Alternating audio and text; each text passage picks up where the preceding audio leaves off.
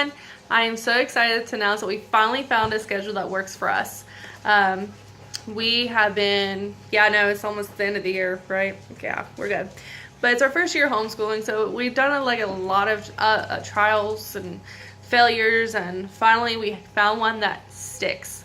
So what we do is when we wake up, we do our morning chores, we eat breakfast, and we get woke up, and then we start school at between 9 and 9:30 most days. And then from there, what we do the Pledge of Allegiance, and then we do our Bible verse, and our Bible verse we can have for about 1 to 2 weeks, depending on how long it takes my kindergartner to learn. Then from there, we go on to the books of the Bible, and we absolutely love the way this is broken up, and I make up moves to it, and it helps the kids memorize those. Then from there, we go into skip counting. Right now we do from 2 to 20, 3 to 30, 4 to 40, 5 to 50, and I plan on upping it a little bit because my kindergartner has that down now. Then from there, we go to our read aloud. Right now we're reading The Secret of the Hidden Scrolls, and the kids absolutely love this book, and I love it too. So basically, if you don't know what it's about these this brother and sister and their duo and their dog. They go on these adventures through Bible times, and right now we're reading about the journey to Jericho, talking about the Battle of Jericho. Then from there we do the Children's Bible Storybook, and I read sections out of here, like it's broken up into sections, like this will be one day, and this will be one day, and the kids were really enjoying it. Right now we're learning about Ruth.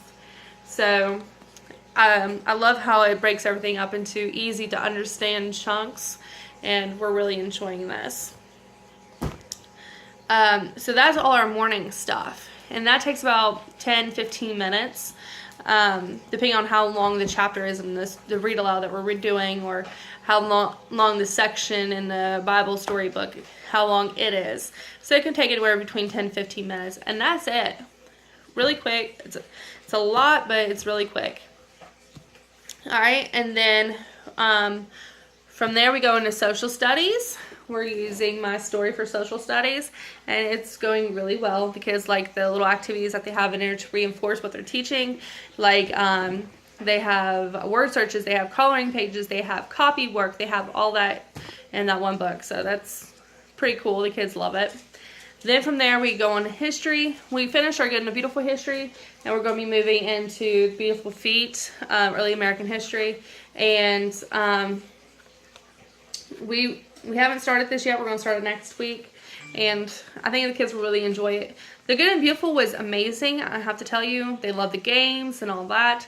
It was just they got overwhelmed with some of it sometimes, and I end up losing them through teaching them some of it. So they really enjoy storybooks and learning from storybooks, so we're going to try this and see if this works. So I think they'll really enjoy that. Then we go into science, and we use Sunlight, level A. This is let me see. There we go.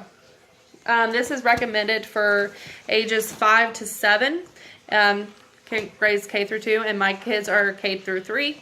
So it works for us, and I love how they break it up into easy to digest sections, I guess you could say, and the kids really take that in. So then from there we move on to art. We really enjoy this, and depending on how long art is, sometimes they do like little activities, and that can take a while sometimes. Yeah. And but sometimes it's just I just read to them to teach them about forms, like this right here. This was just a little bit of reading, and then observing the art and looking at it, and we discuss it, and that's it. If that's all, then usually we can fit in math. This is my daughter's math. We can usually fit in math before lunch, but if they're doing an activity that takes them a long time, then we don't fit it in until after lunch. So that's just up in the air depending on how the art goes. But English English is always after lunch because I found that they are mentally drained by the time we get to lunch, and so they don't really want, they can't really understand. English is not fun, you guys. Not fun at all. It's more bearable after they take a learning break and they eat and they get to go play and then by the time we come back from lunch, they are more in the groove. So it makes it easier to do language arts. But that is our schedule. That is what works for us as of right now. Because we all know that sometimes it can change. But as of right now, that is what's working for us, and it's going smoother than what it has previously. So thank you for watching. If you have any questions, leave them in the comments below and I'll answer them. Bye.